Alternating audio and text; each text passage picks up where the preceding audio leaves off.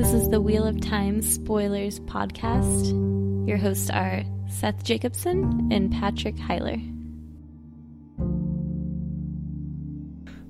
All right, well, do you want to jump into Chapter 11? Yeah. Chapter 11, Glimmers of the Pattern, and our symbol is the snake in the wheel.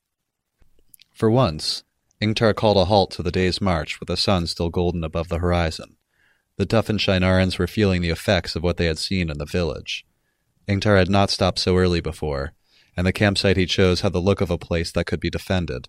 It was a deep hollow, almost round, and big enough to hold all the men and horses comfortably. A sparse thicket of scrub oak and leatherleaf covered the outer slopes.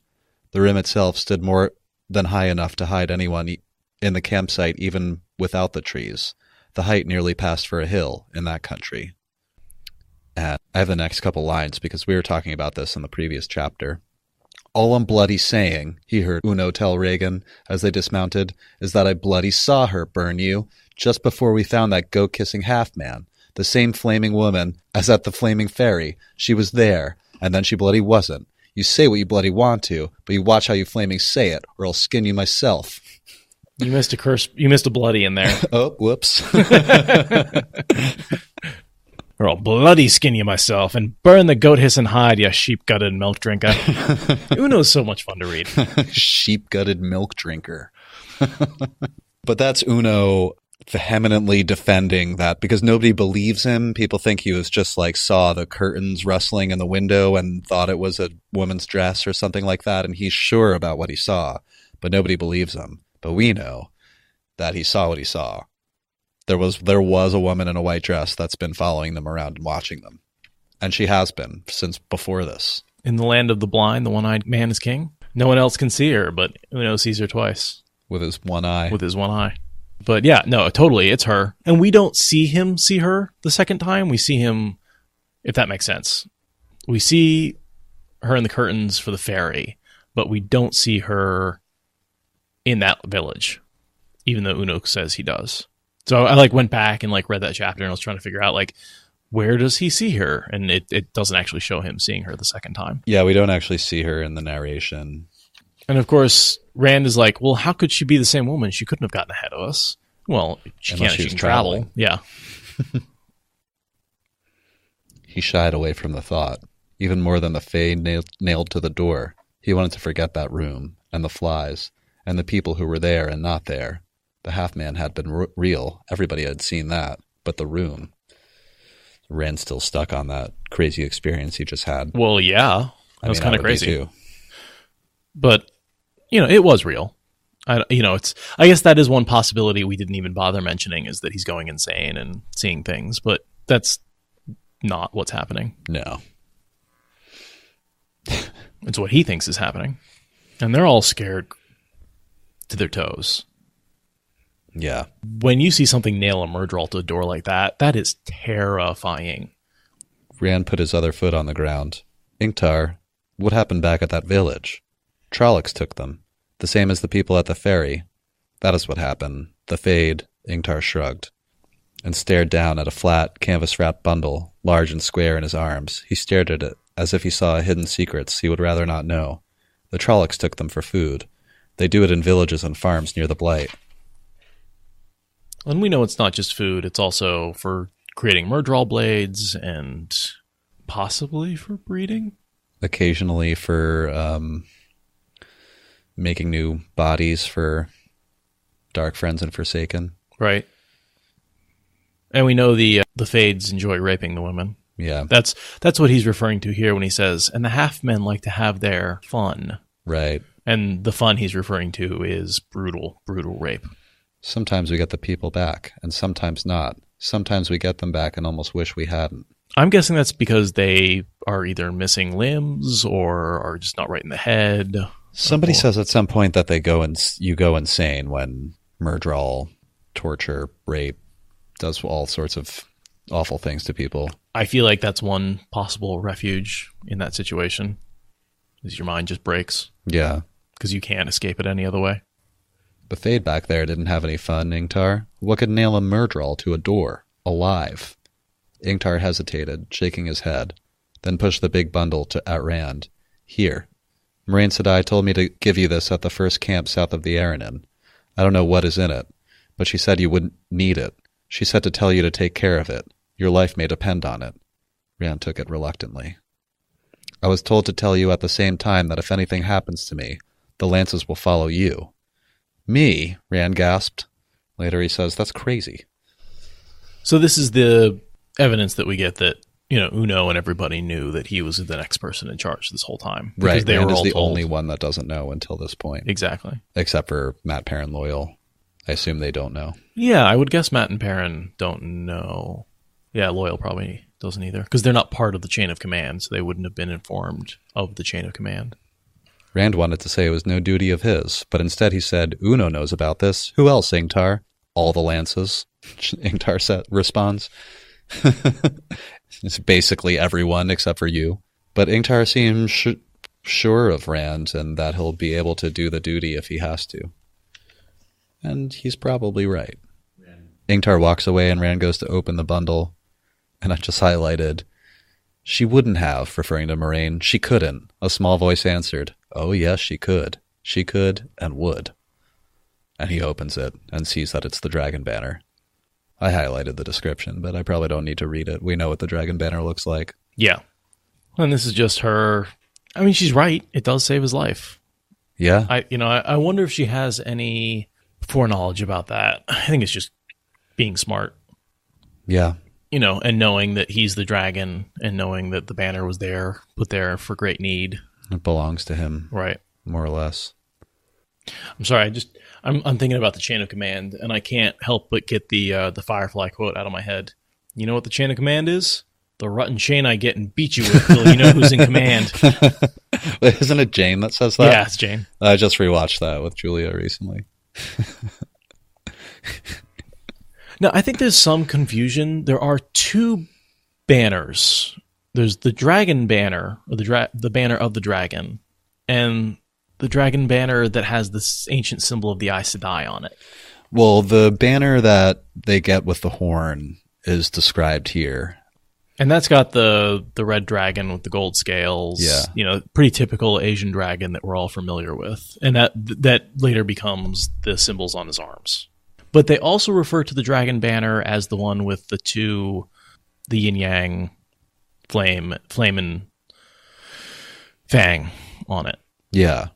That's the ancient symbol of Aes Sedai. Right. But I think they're both referred to as the dragon's banner.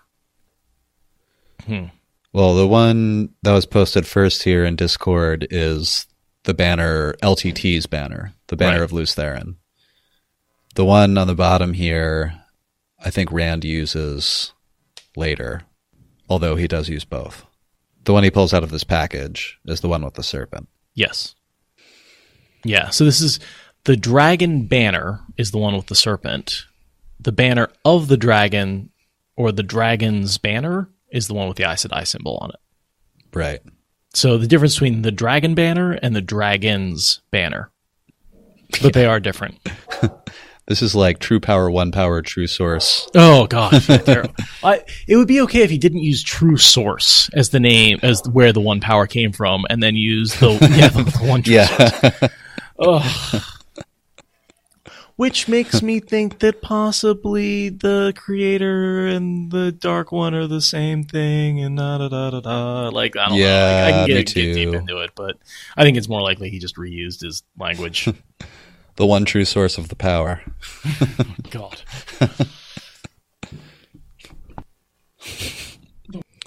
And then we see an exchange here. Rand walks off into the woods to open before he opens the banner. He opens it, and Matt and Perrin walk up right as he's Rand is kneeling on the ground, and he's like, "What the fuck is happening to my life?"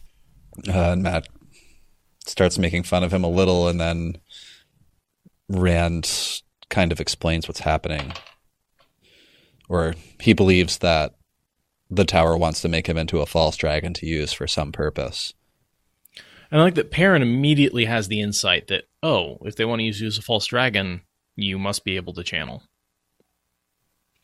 Matt gave a strangled gasp. Rand let the banner drop. He says, "I did not ask for it. I don't want it, but I don't know how to stop it." The room with the flies came back unbidden to his mind. I don't think they'll let me stop. Matt freaks out. He's going to be in situations where he has to channel not to die. Yeah. Over and over and over again. The latest one being the room with the flies. Matt freaks out. Blood and bloody ashes. They'll kill us, all of us. Shut up, Matt, Perrin said calmly. Don't tell me to shut up. If Ingtar doesn't kill us, Rand will go mad and do it for him. They don't all know, Rand sighed. I'm skipping a bit here. The Amerlin seat. She knows. Light. No wonder she looked at me so strange. I think that's Perrin talking. No, I think that's still Matt. Oh, is it? And Moraine told me I'm the Dragon Reborn. And then they said I could go wherever I wanted. Don't you see, Matt? They're trying to use me. Doesn't change you being able to channel, Matt muttered. If I were you, I'd be halfway to the Aerith Ocean by now. Shut up, Matt, Perrin said. Why are you here, Rand? You're out of your depth, Matt. Shut your... You're out of your depth. And Rand sort of explains that just things kept happening. He kind of wanted to go. And then the dagger got stolen. I thought I could stay with you until we found the dagger, at least. I thought I could help with that. Maybe I was wrong. You came because of the dagger? Matt said quietly. He rubbed his nose and grimaced. I never thought of that. I never thought you wanted to... Are you feeling all right? I mean, you aren't going mad already, are you? Great job, Matt. Yeah, just keep asking that, Matt, for the next 14 books. But yeah, I mean, he doesn't even consider that Rand's along for non-selfish reasons. Yeah. And, Rand also, he apologizes for being an asshole to them. And he's like, I was trying to run you off. Like, I was doing you a favor by being an asshole to you, is basically what he's saying. And I like that Perrin can relate a little bit here. He's dealing with his own thing that's happening to him that he doesn't want to happen, that he can't control, that he can't stop from happening. He definitely empathizes. Yeah. I think here he says, you think on what I said, Rand. I'd run, but maybe you can't run. Think of that too. His yellow eyes seemed to look inward, and he sounded tired. Sometimes you can't run. Yeah, he's referring to himself Absolutely. a lot there. He can't run from the wolves. I also really like where Matt tells a story he's heard somewhere about a man who could channel, and before he was caught, he woke in his bed one day and his whole village had been crushed flat. And everybody was dead except for him, and the only thing that hadn't been crushed flat was the man who could channel. And then Perrin responds, in that case, Matt, and then Matt says, so if you don't mind, I'm going to get as far away from you as I can. And Perrin says, well, in that case, Matt, you should sleep cheek by jowl with them. Yeah. The only safe places. Yeah, apparently, right based on your description. Matt is just being emotional and reactive, as I think he really is throughout the entire series. He's a really reactionary character. A thing happens, and then Matt does something about it. Well, he says one thing about it and does another, which is, I'm going to get as far away from you as possible and hang out with you for the next 3 books. Yeah, that's true.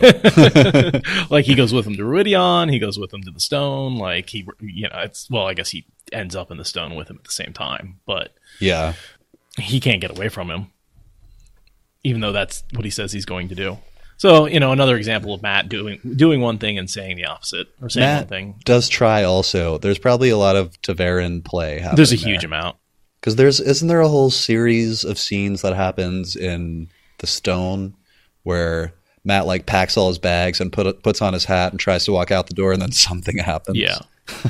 Well, and when Perrin leaves, something tries to keep him back too. Like, he has a lot of trouble getting away. Yeah. When Rand finally throws him out to go save the two rivers. No, it's actually the second time when he sends him to go get Masima. Oh, wait, what's the first time? Well, the first time he sends Perrin to the two rivers. Oh, okay. And Perrin goes, saves the two rivers from the White Cloaks, organizes them, becomes the Lord. And then he goes back, he basically brings his army back to Rand. And Rand says, look, I need you to go out and take care of this Masima guy. Take care of the prophet. Right. And then they fake the big argument about the Aes Sedai, which isn't really faked. Rand literally throws Perrin across the room. Oh, yeah, I forgot about that. And then, like, Perrin's running away, and, like, something, I think the ground shakes, or Rand's attacked, and it's, like, trying to pull him back, but he keeps going. And the boys wander off and leave Rand alone, who goes and finds where Loyal and Hurin are sitting, making their little camp. "There you are, Rand," Loyal said. "You know, I think this stone was worked once. See, it's weathered, but it looks as if it was a column of some kind. And there are markings also. I can't quite make them out, but they look familiar somehow." "Maybe you'll be able to see them better in the morning," Rand said. And he sure can. Yeah, well, that's because in the morning and in another world. Yeah. Because this is a portal stone. And he falls asleep next to it with Hurin, Loyal, and himself. Because his friends are off sulking and staying away from him. Right.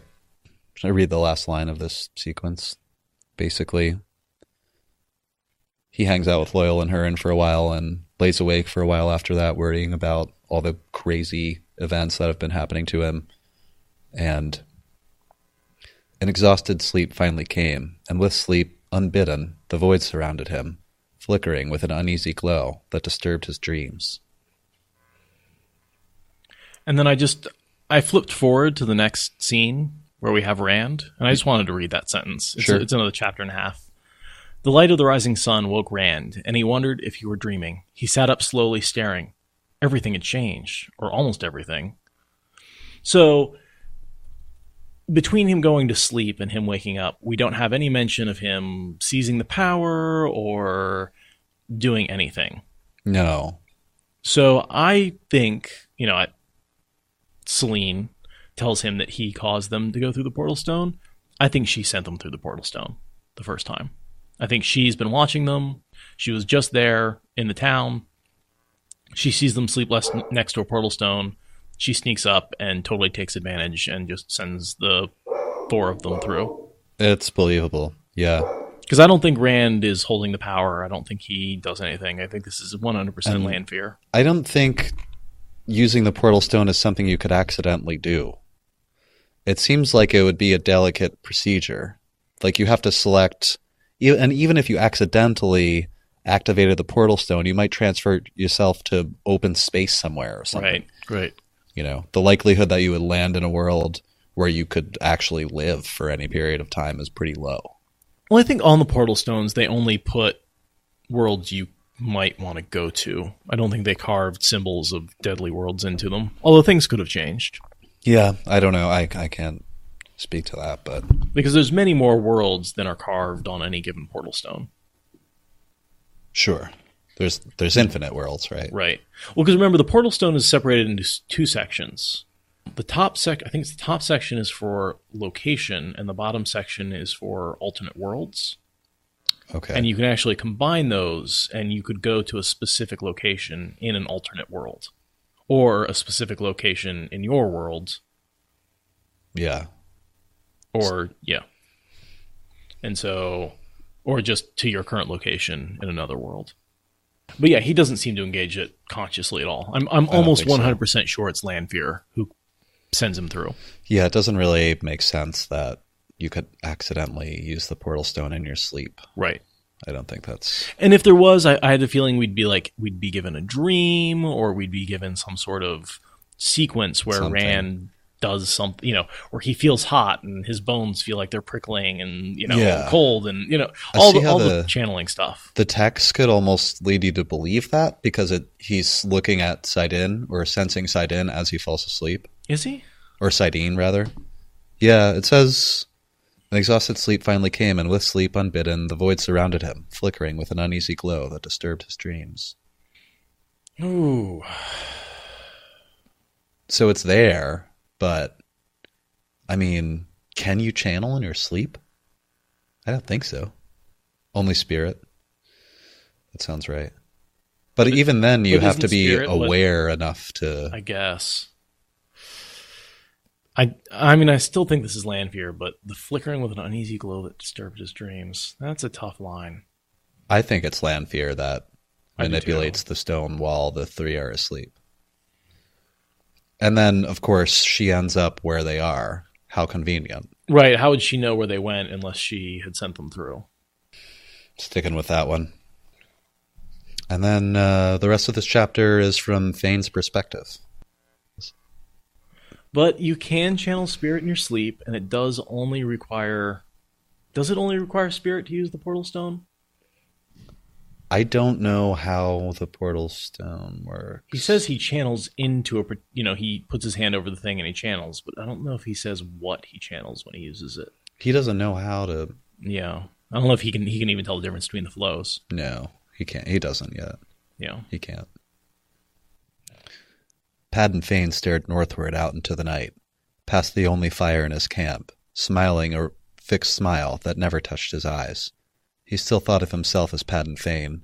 Paddon Fane was the core of him, but he had been changed, and he knew it. He knew many things now, more than any of his old masters could suspect. He had been a dark friend long years before Baal-Zaman summoned him and set him on the track of the 3 young men from Emond's Field, distilling what he knew of them, distilling him, and feeding the essence back so that he could feel them, smell where they had been, follow wherever they ran, especially the one.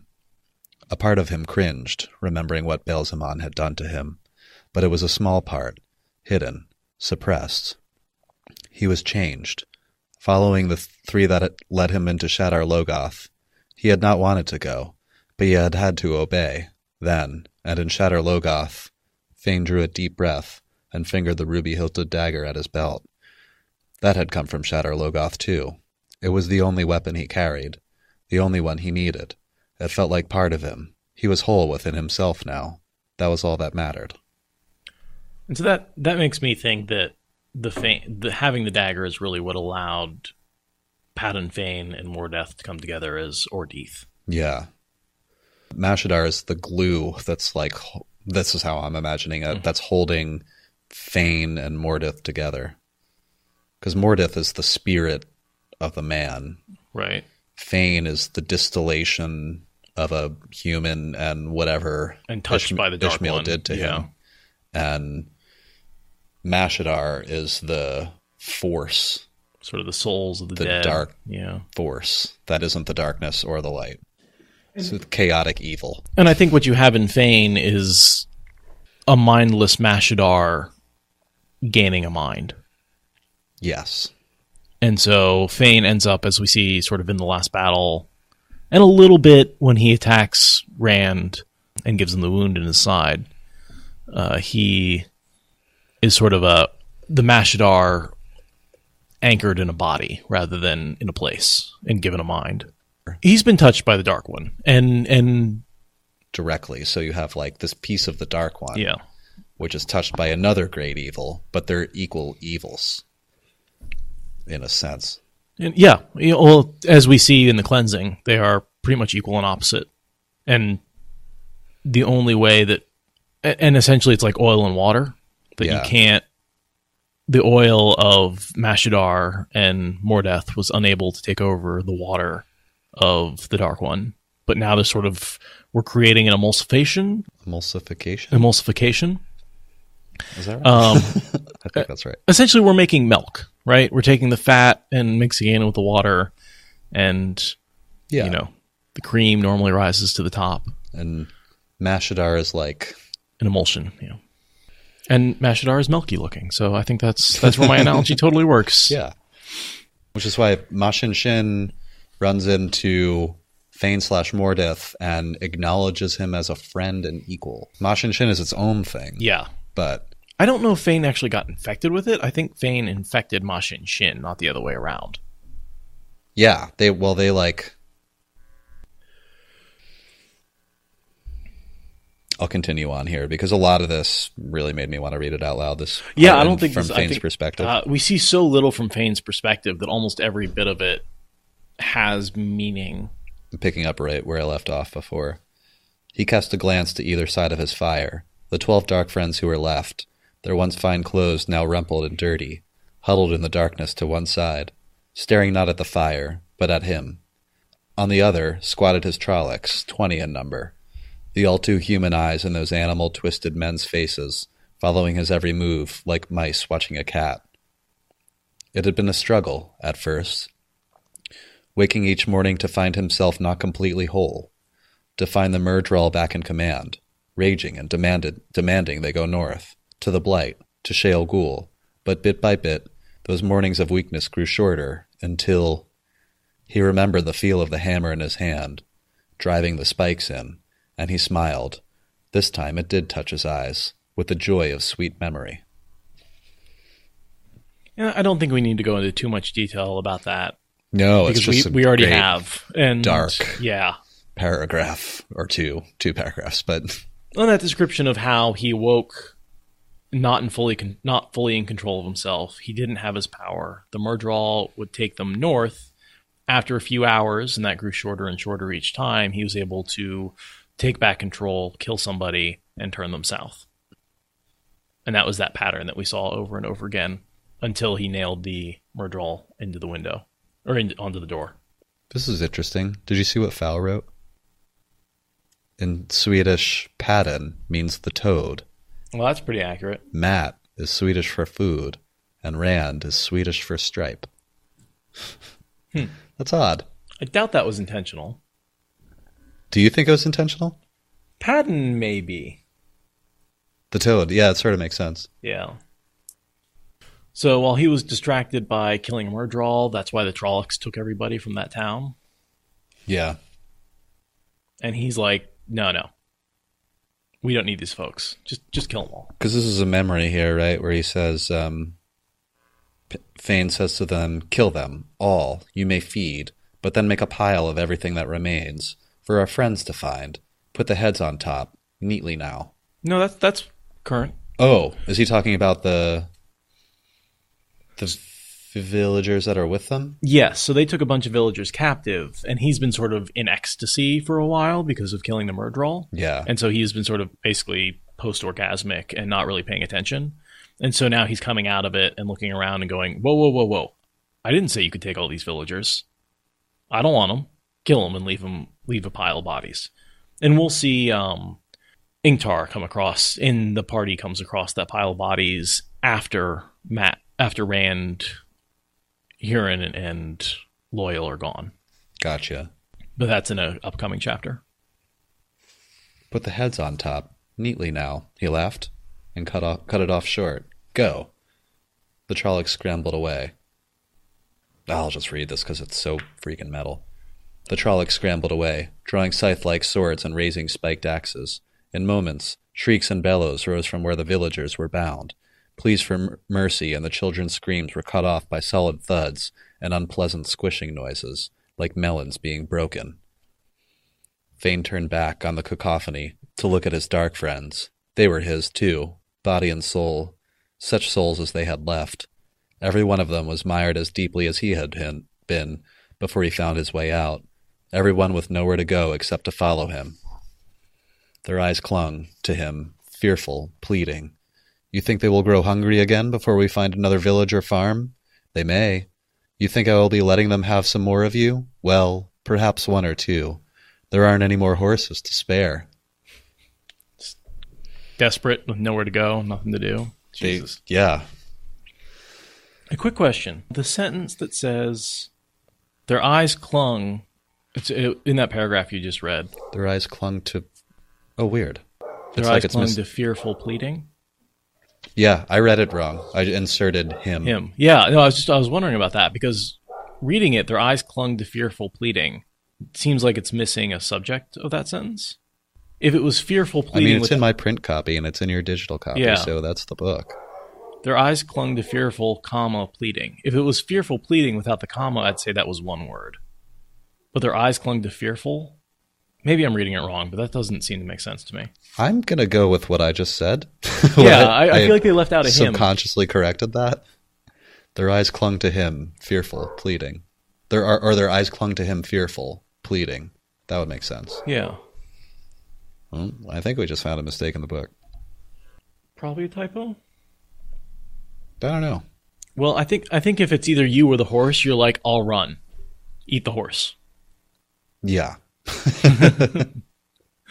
Like, I think that's, when the Trollocs need to eat something, and I don't think he's giving them a choice. I think he's just enjoys their mental anguish. He doesn't really care what happens to them. No. If they're to make themselves useful. And he says that here. Yeah, he can get some use out of them. A woman speaks up and says, those were only commoners that you fed to the Trollocs before, she's saying, basically. They were peasants. I have served. Fane cut her off. What are you to me? Less than peasants. Herd cattle for the Trollocs, perhaps. If you want to live, cattle, you must be useful. The woman's face broke. She sobbed, and suddenly all the rest were babbling, telling him how useful they were, men and women who had influence and position before they were called to fulfill their oaths at Faldara. And they go on saying how useful they could be. Fane ignored all of it. He had no fear of turning his back on them, not since they had seen the fate dealt with. And I assume this is happening at the same time Rand is going to sleep, Fane is going to sleep. Yeah, that because the next thing I have, and if you don't mind, I'll just read to the end of the chapter, like the last 2 paragraphs. Just the only thing is he doesn't know how to open the Oh, yeah, box. That's notable. Yeah. So he has the blade, and he's just setting it on top. So that no one will touch the box. Exactly. Or the blade. Well, Because no they're one's going afraid to of touch the the blade. blade, yeah. So he does that, and lying there in his blankets, he stared northward. He could not feel Althor now. The distance between them was too great. Or perhaps Althor was doing his vanishing trick. Sometimes, in the keep, the boy had suddenly vanished from Fane's senses. He did not know how, but always Althor came back, just as suddenly as he had gone. He would come back this time, too. I want to talk about that. Yeah, we had talked about this a little earlier, but... So we think the reason he's disappeared this time is clearly he's gone through the portal stone. Right. And he's not in this universe anymore, so Fane can't sense him. The question for me is, what was going on in Faldara Keep that Fane could not sense Rand? Yeah. We went through a couple different options. We eventually came to the conclusion that it's almost definitely every time Rand enters the void. That was my best guess. Because I don't think he's necessarily embracing the Source a lot. Not in the keep. Not in the Keep. He's not going to an alternate world. Oh, my first thought was that it may have something to do with Teleran Riyadh, but I don't think he has any dreams while he's in the keep. Like, I don't think Ishmael pulls him into the dreams, and even if he did, his body would still be in Faldara Keep. So I'm wondering if maybe Fane is somehow sensing emotion, and by entering the void, Rand is burning off his emotion and becoming invisible to Fane's senses. Or whatever this essence is that Ishmael distilled and fed into Fane so that he could sense them. Whatever that is, Rand is somehow shutting off when he goes into this meditative state. Right. Which he's doing because he's practicing the sword a lot with Lan. Right. So that was the only thing, because I don't think he's channeling. I don't think he's... the only other thing that could happen is Lanfear maybe doing something to him, but I really didn't see any evidence of that. So I'm going with just the usage of the void can actually hide him from Fane. Yeah. Too bad he doesn't know that. I don't think that's ever mentioned specifically, but I think we can deduce that logically. Yeah, I think this time it's because he's definitely in the portal world. It's not because he's in the void. Fane doesn't know the difference. Yeah. But the other times, he wasn't anywhere else. All Fane knows is he can't sense him. Yeah. Did you see them talking about the funny Trolloc mixes in the Discord chat? Half man, half llama. Fish Trollocs. I mean, if you had a fish Trolloc that could also breathe in air and water, that would be pretty cool. Yeah. Except they don't go in water. So water Trollocs would be pretty terrifying. A fish Trolloc would be a terrible idea, because you have like a Trolloc that won't go in water and the fish part of it that like wants to go in water. Have to be like looking straight up or something. His mouth wouldn't be facing the sky. A flounder Trolloc with both eyes on one side of its head. Yeah. I'll read us out of this chapter. This time, you come to me, Rand al'Thor. Before I followed you like a dog driven on the trail, but now you will follow me. His laughter was a cackle that even he knew was mad, but he didn't care. Madness was a part of him too. Come to me, al'Thor. The dance has not yet even begun. We'll dance on Toman Head, and I'll be free of you. I'll see you dead at last. And they will dance on Toman Head. They never meet, though. Yeah, I guess not. But they it's a sort of dance Yeah, they end up in the same place at the same time. in the ideal sense of the word. Fane really fails to ever engage with Rand. Not directly. Yeah, I mean, I guess he does. He cuts him on the side that once. Yeah. But I don't think there's ever a situation other than that where Fane and Rand are really in the same place at the same time. No. Now, certainly Fane influences a lot of people that Rand comes in contact with, but... Rand eventually kind of sends Perrin to deal with it. Inadvertently sends Perrin to deal with it. Well, he's not sending him to deal with the White Cloaks. Right. But at that time, Fane is, Yeah. Oh, I like that idea. That maybe the reason it's not anything Rand's doing, it's the fact that this Mordeth and Padden Fane are like alternating between the two personalities, and when Mordeth is in charge, he doesn't have the ability to track Rand. That is a good theory. And it has nothing to do with Rand, it has everything to do with Fane and Mordeth. The compulsion to pursue him is certainly getting changed. He doesn't have to, he definitely still wants to kill him, but he's no longer driven to follow him. He can set a trap and wait for Rand to come to him. Yeah. He's freed himself from that, the absolute compulsion to follow Rand.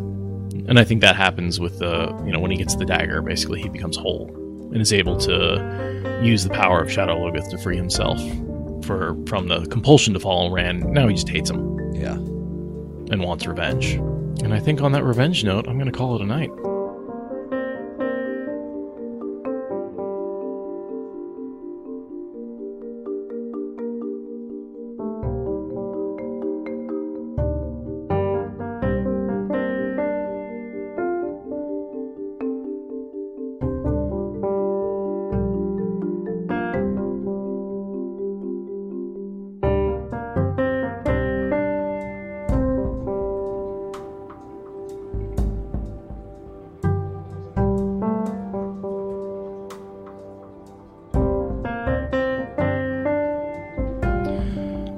So, like I think as usually happens every couple of weeks, we've got a new group of patrons I want to thank. So I'm going to go ahead and do that. Always exciting. Always exciting. Yeah, I mean, really it is the most exciting thing about this podcast for me. When people give me money. That's not true at all. The most exciting thing is when I get to sit down and talk to you and everybody else out there about The Wheel of Time, my favorite book series for a while. But my second favorite thing is getting money. So... I like this username, Feather Break Mountains. Thank you, Feather. Dustin Eek pledged. Thank you. Always appreciated, Dustin. Block on the New Kid upped his pledge. Thank you, Block. Thank you, Block. You've been around for a while. Yeah. As we say it at the same time. Jinx. Yeah. Aradia Farmer upped her pledge. She's been hanging out a lot in Discord channel and really like having her feedback. Is it Aradia? Why can't I ever get this right? Aradia. Thank you, Aradia. You're here Aradia. every week. Aradia Farmer. Or she wasn't here tonight, but she usually is. She's in most of the live channels, yeah. How dare she not be here every single time? Every single time I don't log in.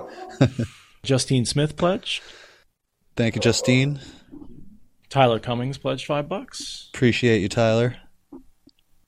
Andrew Bauer pledged $3. Thank you, Andrew. And Cody Saz pledged $2. Thank you so much, Cody. So yeah, it's been a lot of little pledges have been coming in. It's been nice. It's awesome. Yeah, you guys, it's wonderful to see more people. I've been getting messages online like, "Hey, I started a reread and I Googled for a podcast and I found yours."